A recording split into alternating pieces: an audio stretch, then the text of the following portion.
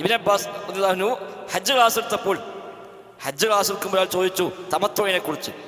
തമത്തു പറഞ്ഞപ്പോൾ നമ്മളൊക്കെ ഹജ്ജിന് പോകുമ്പോൾ ചെയ്യുന്ന രീതി, ആദ്യം ഉംറയ്ക്ക് ഇഹ്റാം ചെയ്യുക, എന്നിട്ട് ഉംറ നിർവഹിക്കുക, ഉംറ കഴിഞ്ഞ് ഇഹ്റാം എന്നൊക്കെ ഒഴിവായി സാധാരണ വേഷത്തിലേക്ക് മടങ്ങി ദുൽഹിജ്ജ 8-നോ 7-നോ അല്ലെങ്കിൽ 9 രാവിലെയെങ്കിലും രണ്ടാമത് ഹജ്ജിന് ഇഹ്റാം ചെയ്ത് അയാൾ ഹജ്ജിലേക്ക് വീണ്ടും പ്രവേശിക്കുക. ഇതാണ് തമത്തുഴി. അതിനിടയ്ക്ക് ഒരു അറവ് നിർബന്ധമാണ്. കാരണം ആദ്യം ഉംറ ചെയ്തു, പിന്നെ കുറച്ചു കാലം ഒരു സാധാരണ ജീവിതം നയിച്ചു, വീണ്ടും ഇഹ്റാം ചെയ്ത് ഹജ്ജിലേക്ക് പോയി. അതാണ് തമത്തുഴി. അപ്പോൾ അദ്ദേഹത്തോട് ചോദിച്ചു തമത്തുഴി ചെയ്യാൻ പറ്റുമോ? അപ്പോൾ ഇബ്നു അബ്ബാസ് പറഞ്ഞു നല്ല കാര്യമാണ്, നബി തങ്ങൾ പഠിപ്പിച്ചിട്ടുണ്ട്. അപ്പോൾ ഇദ്ദേഹം ചോദിച്ചു അബൂബക്കർ സിദ്ദീഖ് ഉമർ ഖത്താബും അത് പാടില്ല എന്ന് പറഞ്ഞിട്ടുണ്ടല്ലോ എന്നാണ്. അബൂബക്കറും ഉമറും തമത്തുഴി പാടില്ല പറഞ്ഞിട്ടുണ്ടല്ലോ.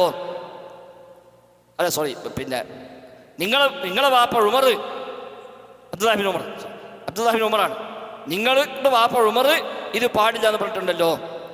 അപ്പോൾ ഇബ്നു ഉമർ ചോദിച്ചു എൻ്റെ വാപ്പ ഒരു കാര്യം പാടില്ല എന്ന് പറയുകയും അള്ളാഹു റസൂൽ അത് പാടുണ്ട് പറയുകയും ചെയ്താൽ നീ ഏതാ സ്വീകരിക്കുക ചോദിച്ചു.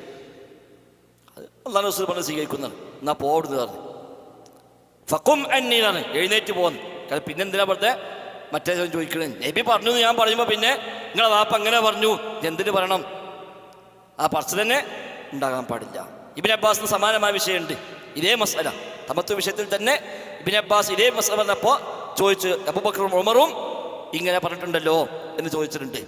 അപ്പോൾ ഇബ്നു അബ്ബാസ് പറഞ്ഞ മറുപടി ഉണ്ട്, ഞാൻ പറയുന്നു അഖൂലു ഖാല റസൂലുള്ളാഹ്, ഞാൻ പറയുന്നു ഖാല റസൂലുള്ളാഹ് എന്ന്, ഫതഖൂലു ഖാല അബൂബക്കർ വഖാല ഉമർ, ഞാൻ പറയാം അല്ലാഹു റസൂൽ പറഞ്ഞു ഞാൻ പറയുമ്പോൾ നീ പറയാ അബൂബക്കർ പറഞ്ഞു ഉമർ പറയും. എങ്ങനെ ധൈര്യം വന്ന് എനിക്ക് പറയാൻ? നിങ്ങൾക്ക് ആകാശലോകത്തിൽ നിന്ന് ചരൽ മഴ പെയ്യുമോ എന്ന് ഞാൻ ഭയപ്പെടുന്നു പറഞ്ഞു. കാരണം അല്ലാഹു റസൂൽ പറഞ്ഞു പറഞ്ഞാൽ പിന്നെ ഞാൻ അപ്പുറത്ത് പറയേണ്ട കാര്യം ഞാൻ അവൻ മറ്റൊരു പറഞ്ഞതോ ഒരിക്കൽ പറഞ്ഞ സന്ദർഭമോ സാഹചര്യം വേറെന്തെങ്കിലും ആയിരിക്കും, എന്തോ ആവട്ടെ. ഒരു കാര്യം നബി പറഞ്ഞു എന്ന് വന്നു കഴിഞ്ഞാൽ പിന്നെ അതിനപ്പുറത്തേക്ക് ഇനി മറ്റാളിങ്ങനെ പറഞ്ഞില്ല, ആ കിതാബിൽ ഇങ്ങനെയല്ലേ, ഈ കിതാബിൽ ഇങ്ങനെയല്ലേ, ആ ഇമാം ഇങ്ങനെ പറഞ്ഞിട്ടില്ലേ, ആ ചോദ്യം പോലും പാടില്ല. പറഞ്ഞിട്ടുണ്ട് ഒരു സമയത്ത് പറഞ്ഞാണ് അന്ന് നബി തങ്ങൾ തമത്തോഴി പഠിപ്പിച്ചു എന്ന കാര്യം അവർ അറിഞ്ഞിട്ടില്ല.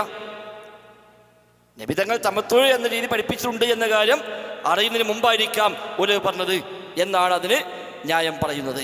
ഇമാം മാലിക്കിനോട് ചോദിച്ചല്ലോ, പിന്നെ മുത്തലാഖ് വിവാഹം താൽക്കാലിക ക്ലാസ് ഞാൻ പറഞ്ഞിട്ടുണ്ട്, താൽക്കാലിക വിവാഹത്തിന് അനുവാദം ചോദിച്ച ഇമാം മാലിക്കിനോട്, ഇപ്പം മാലിക്കൊന്നും പാടില്ല, നബി തങ്ങളത് ഹറാമാണ് എന്ന് പഠിപ്പിച്ചിട്ടുണ്ട്.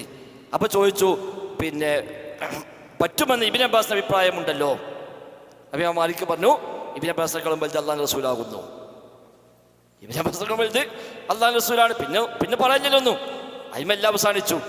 അപ്പോൾ അതാണ് ശരിക്കും വിശ്വാസിയുടെ നിലപാട്. അതാണ് ഹാബിലുല്ലാഹ് അൽ വഹ്യാനി അശ്ശരീഫാൻ, 2 വഹ്യുകൾ കിതാബും സുന്നത്തും.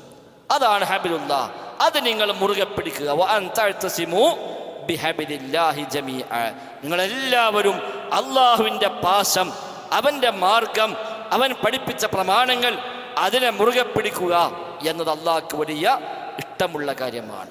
വലാ തതഫറഖൂ, ചില റിപ്പോർട്ടുകളിൽ നിങ്ങൾ അതിൽ നിന്ന് ഭിന്നിച്ചു പോകാതിരിക്കുക. ആളുകൾ ഈ ആയത്തോതും ഭിന്നിപ്പ് പാടില്ല എന്ന് പറയാൻ വേണ്ടി, ശരിയാണ്. പക്ഷെ ആദ്യ ഭാഗം എന്താണ്? വൻ തഅ്തസിമു ബിഹബിലില്ലാഹ, അതിന് ആരും അത്ര സ്ട്രെസ് ചെയ്യൂല. അള്ളാഹുവിൻ്റെ പാശത്തെ മുറുകെ പിടിക്കുക വഴിയാണ് ഐക്യമുണ്ടാവേണ്ടത്. അല്ലാതെ ആരും എന്തും സ്വീകരിച്ചോട്ടെ, നമുക്ക് ഐക്യപ്പെട്ടു പോയാൽ മതി. അത് രാഷ്ട്രീയത്തെ പറ്റിയേക്കാം, എന്ത് വിശ്വാസമാവാം. അള്ളാഹുനോട് പ്രാർത്ഥിക്കുക, അള്ളാഹ് പ്രാർത്ഥിച്ചോട്ടെ, അള്ളാഹ് എത്ര പ്രാർത്ഥിച്ച് അതും പ്രാർത്ഥിച്ചോട്ടെ, നമുക്ക് തൽക്കാലം ഒന്നിച്ചു പോകുക എന്ന് പറഞ്ഞാൽ അത് ഈ പറയപ്പെട്ട ഐക്യമാവില്ല. അള്ളാഹ് എന്താണോ പഠിപ്പിച്ചത്, റസൂൽ എന്താണോ പഠിപ്പിച്ചത്, അത് അന്വേഷിക്കാം. അതിലെന്താണോ ഉള്ളത് അത് സ്വീകരിക്കാം.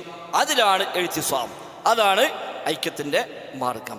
അതിൽ നിന്ന് പിന്നീട് തെറ്റും തിരിഞ്ഞും പോകാതിരിക്കുക. അതാണ് വലാ തതഫറഖൂ. ആ പിടുത്തം വിട്ടിട്ട് അതിനപ്പുറത്തേക്കും ഇപ്പുറത്തേക്കും പോകാതെ. ഹദീസൊക്കെ അങ്ങനെ ഉണ്ട്, ആയത്തൊക്കെ അങ്ങനെ ഉണ്ട്, എന്നാലും ഇപ്പം അങ്ങനെ അത് തഫറുഖിൻ്റെ ഒരു മാർഗമാണ്.